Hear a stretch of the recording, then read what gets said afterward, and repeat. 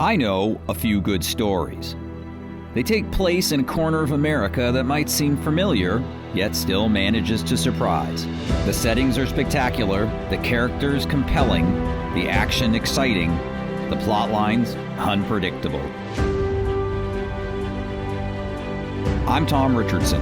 Join me as I explore New England's great outdoors, from Candlewood Lake, Connecticut to Caribou, Maine, from the beaches of Cape Cod to the peaks of New Hampshire's White Mountains.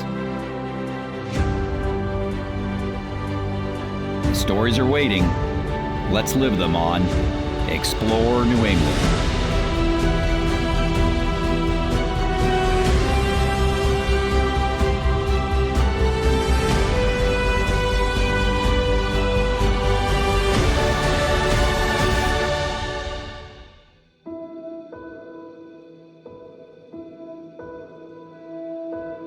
Explore New England is presented by your New England Ford dealers, your local REI co-op. REI believes a life outside is fundamental to a life well lived. Campers Inn RV, and visitnewengland.com.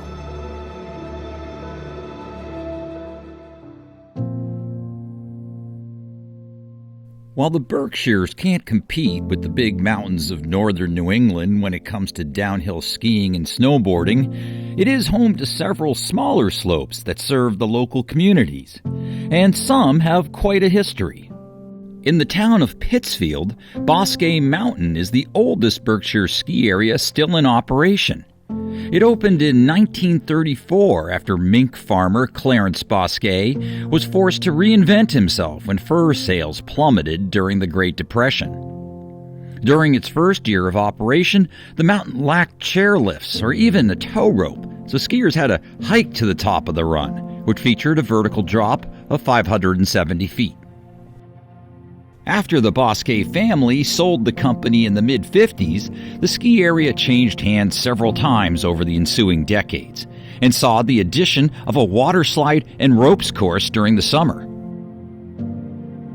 In spring of 2020, local investors Milltown Capital acquired Bousquet, partly to preserve it as a community gathering spot. Milltown got busy right away, tearing down the old water slide and reconfiguring some of the runs. In 2021, I got a tour of the mountain courtesy of General Manager Kevin McMillan, just a few months before the base lodge was completely rebuilt.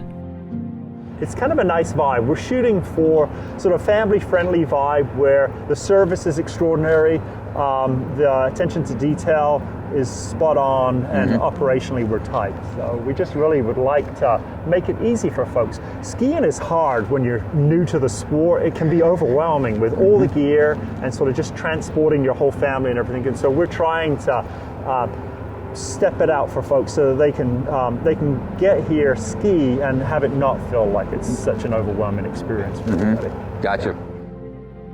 Bousquet has been making snow since the 40s and 50s, I believe. Oh, really? That long? I think so, yeah. Yeah. So, Tom, this is the investment that people don't get to see. The skiers don't really understand sort of the scope of our investment in the mountain, but our goal is to have some of the best surface conditions out there. You know, we can't beat the big mountains with terrain, but we can with surface conditions and with service. And so this is our investment in surface conditions. This pump house really helps us pump out the best snow that we can get out there on the mountain, which is pretty remarkable. And people this year have already noticed. Oh, really? So even with just a 20% increase in capacity, people just can't stop talking about how great the snow is. You know, we don't blow the New England ice out here. We really have great snow, which is interesting. So, and you said you can make it at a higher temperature, so it doesn't have to be like 20 degrees to start making snow. You can actually make it like at a higher, like a 30-degree range. We're close to 30 degrees. Wow, right now. That's great. So that these days, you know, especially like a day like today, that makes a big difference. Yeah. The window of opportunity to make snow keeps shrinking every year. 18 million gallons of water this year. Oh, it's crazy, right? And where do you get it from? From the pond out back here. Okay. Yeah.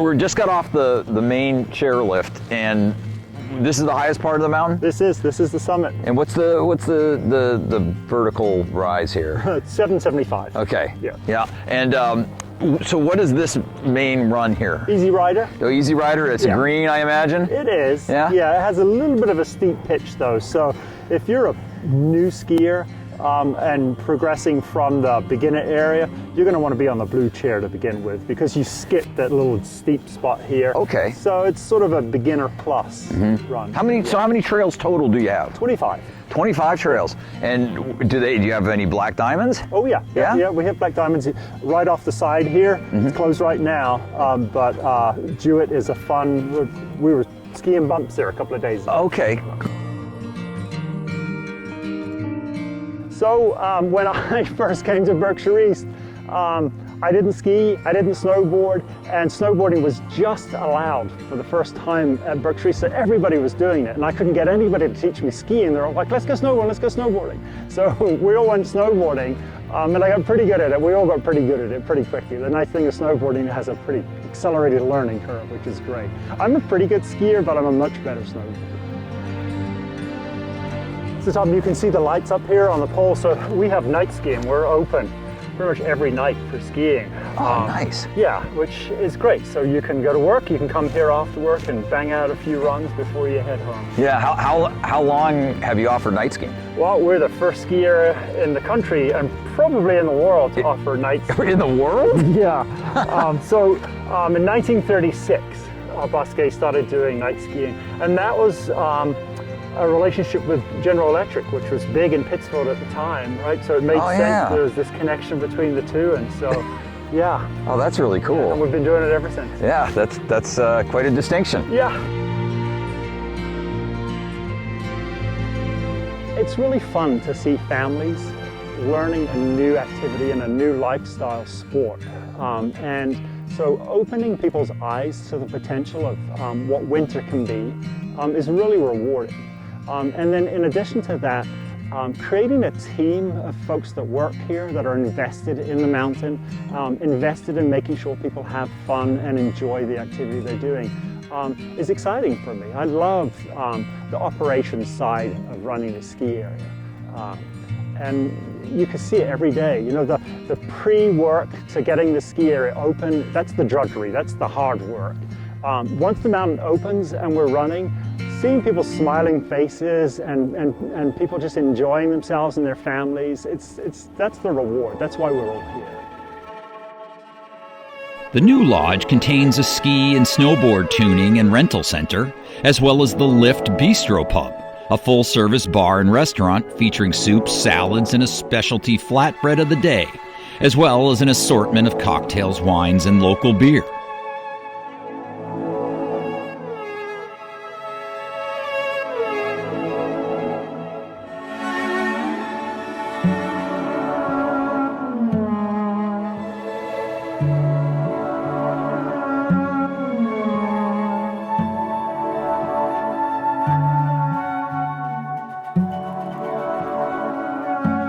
Along with its 22 ski and snowboard trails, Bousquet also offers a tubing park for families and those adults who refuse to grow up.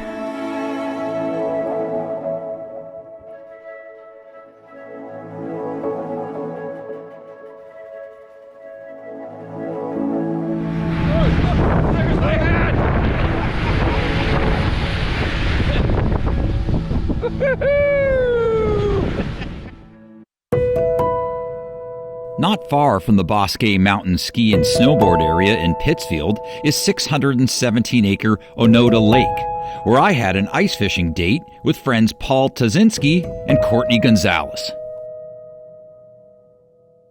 Onota is often described as being two lakes in one, given its relatively shallow upper basin and deep lower basin, which plunges to 72 feet. The lake is home to a variety of panfish, including yellow perch, crappie, and sunfish, and we started off by targeting these smaller species with jigging tackle near the shallow underwater ridge separating the two basins. Okay, so I'm going to position the live shiners just above the weeds. but a little bit higher than what the conventional person likes to do. The reason being is that most predator fish, if you were to look at them in a biological way, their eyes are on top of their head. They can see up easier than they can see down. And the predators will be in the weeds, and they want to come up underneath their prey and strike up, because that way they can ambush it. If they come eye to eye, the prey is on equal footing and has just as good a chance to get away as being eaten.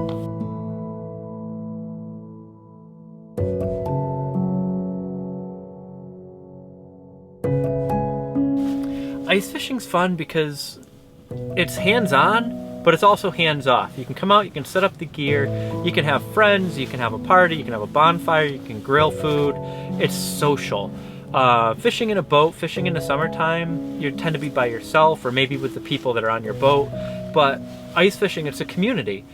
Not a lot of guys do it. There aren't as many people that ice fish as regular fish. And when you're fishing, guys that are fishing next to you will come over and say hello, check out your gear.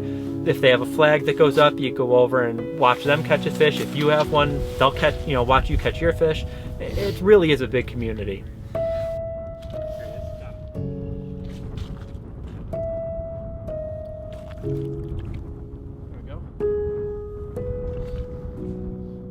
All right, so Paul, here's a little game we're gonna play. Sure. This is a nameless, a pond that shall be named, left unnamed, and I want you to sort of, if you're looking at this from an ice fisherman's perspective, tell me where you would set up, where you would expect fish to be in the situation. Obviously, the darker areas are kind of deeper water. Yep. And then you got a little bit of gray, which is a little shallower, and then really shallow is the white. So tell me what you're looking at. Sure. So I can identify a couple places right away. First of all, right here you see water flowing in. This is a stream flowing into the lake. You've got a nice flat, which is on the deeper side, adjacent to some really shallow water, also adjacent to some very deep water. So I'd kind of set up in between this spot right here on the flat, maybe even put a couple in, depending on exactly how shallow this is, right in this area here. It should give me access to your green species, your bass, your perch, your pike, your pickerel, as well as any potential trout that might be coming out in the deeper water and just cruising looking for minnows. So that would be my number one go-to spot. While panfish are plentiful in Onota, what really makes this lake special is its robust run of rainbow smelt, which provide an ample food source for large predators such as northern pike, bass, trout, and salmon, and certain ice fishermen who like to eat them. As night fell on the frozen lake, Paul set up a shelter over a series of holes positioned over a steep drop-off to see if we could catch a batch of them. I've been fishing for as long as I can remember. I still remember when I was like maybe 4 or 5 years old, my dad took me ice fishing for the first time. I was always so young, my mom wouldn't let him take me out, and he finally took me. Wouldn't let me touch any of the gear. The very first time he let me touch the gear was at the end of the day. We're picking up, and I pull in a 25-inch pickerel. It was the biggest fish of the day, and he couldn't go fishing without me after that. This mark right here is my bait, but all these other little marks around it are the smelt. Now they're not going to show up very big because they're not big fish, but you just either reel up or reel down to where they are. Let it sit nice and perfectly still. It's a very, very subtle bite. In fact, a lot of times if the fish is coming up, you'll see the rod tip come up instead of down, and it definitely takes some getting used to the feel of the bite. But when you're on them, when the school moves in, you'll have this whole column lit up with fish. Right, and then you can sometimes catch them as fast as you can put the bait down? Yeah, the object is to, over the course of the night, to bring them up from this lower level, to start bringing them up to the top, so you get them where they're only 8 to 10 feet down, and then you can get these little baits down to them as quick as you can get them in the water. So it's easier when they're closer to the surface, obviously, Exactly. to get the bait to them. Tell me about the importance of using a light. The light is what's going to attract the phytoplankton and zooplankton that's in the water to the area, and then of course that's what the fish are feeding on. So by having that light in there, It also acts as kind of like an artificial full moon. Really stirs the fish up in the water. But it might take some time. Typically you'd put the light in. We've had this in the water for not even 10 minutes now. Typically after an hour, you've got more fish down there than you know what to do with. Really? So it's the light is key in your opinion? Absolutely. I wouldn't go smelt fishing without it. Do you notice that smelt fishing's better on a full moon, or does it make a difference? Honestly, typically smelt fishing's better on a new moon. You want your light to be the only moon in the sky. The more light that's coming down naturally, it keeps the fish dispersed better. Or it keeps the fish dispersed more, and you want them to be congregated around your light. Hey, a smelt! Look what I caught! I caught that smelt. Yeah, I'm the smelt king. One of the best parts about the Berkshires is the fact that it's relatively protected. There are a lot of parts of the country where everything's being developed. Your access to the outdoors is less than it is even the year before. Yeah, we have our McMansions. Yeah, we have our big estates. But there's so many places, and the lakes especially, there's always public access. With very few exceptions, there's public access to almost every lake. So you're able to go and enjoy it, and no matter what you want to catch, if you're a pike fisherman or a trout fisherman or a smelt fisherman, or you just don't care, there's a lake that you can go and you can do it relatively easily. She goes to town on these fish. She isn't taking any prisoners. Nope, I'm hungry. That's another beauty of a big one there. Right? Woo! Nice one. It's a beauty. Here's one. That's a nice one, eh? Woo! Smelting! Smelt 101. Yeah, that's right.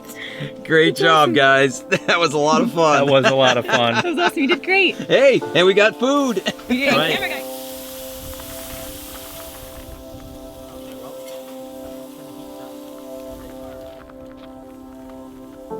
Oil that's in there will free them up a little bit.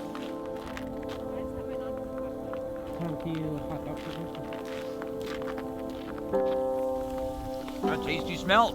You'll want smelt sushi.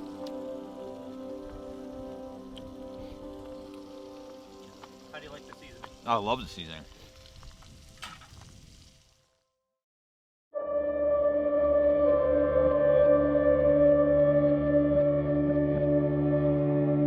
Ice fishing and skiing are two of the more traditional forms of cold weather outdoor recreation you can enjoy in the northern Berkshires.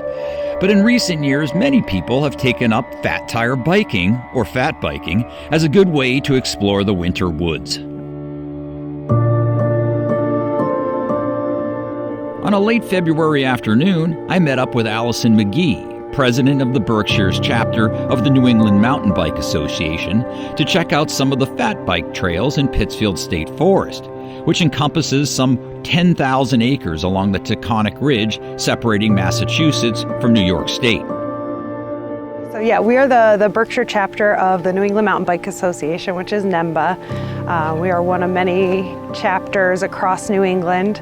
Berkshire chapter is one of the smaller chapters. We have right now about 50 members, and what we focus on are trail building and maintenance projects. We've been primarily focused on maintenance. We've had a couple beginners clinics. We had youth-oriented clinics 2 years ago, and then last year we did something called Bigger Bellas. So those kinds of clinics are ways that we've really tried and introduce new riders, but then also NEMBA as a regional organization has things like Trail School and other activities and events where you can train skills in people to either become a ride leader or to learn how to maintain or manage trails.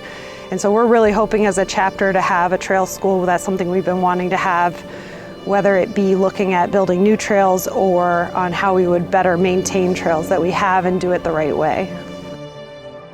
I love so much about it. I think the community, the people that are involved in mountain biking is a huge part. It feels like it's a social experience. I really love the physical challenge that it gives, the mental challenge. I think one of my favorite things about it is that when you're mountain biking, that's what you're thinking about. You're thinking about the trail, you're present in the woods, and you're focused on just the obstacles in front of you and not any of the other obstacles that you're encountering in life. So. After getting a rundown on Pittsfield State Forest and its extensive network of groomed fat bike trails, I hit the snow with Eric Forrestel of the Arcadian Shop in Lenox, a Berkshires outfitter that specializes in all types of outdoor activities and gear. So the trails here in Berkshire County are just amazing. You have everything from very easy trails, what in the Pittsfield State Forest we call the family trails, which are low. They're smooth. They just wind through the woods and get to see everything, and you can bring a family out there with you. To some really technical riding up on Yoken Ridge up behind Lenox, and downhill trails, downhill lift serve trails over at Berkshire East, and the trails in Norbrook Farm just south of Berkshire County where there's a brewery at the top of the trails, and they're man-made trails. So just a wide breadth of trails here in the county. So in the last 5 years, fat tire biking has really taken off. It was around before that, but it was a really niche-y type thing. But in the last 5 or 6 years, it's just everywhere, and it's a lot of fun, winter and summer. So my passion for mountain biking is really based in just being out in the woods. It's not necessarily cycling. I love cycling, I love the workout I get with it, but it's really just to get me out in the woods. I can get out in the woods on a bike and see 10, 15 miles of the woods, whereas hiking I'm only going to see 2, 3, maybe 4 miles, and experience the woods that way. While the Berkshires isn't always ranked high on everyone's list of winter destinations, it does offer plenty of places to play in the snow and on the ice. The only trick these days is getting enough cold weather to make it happen.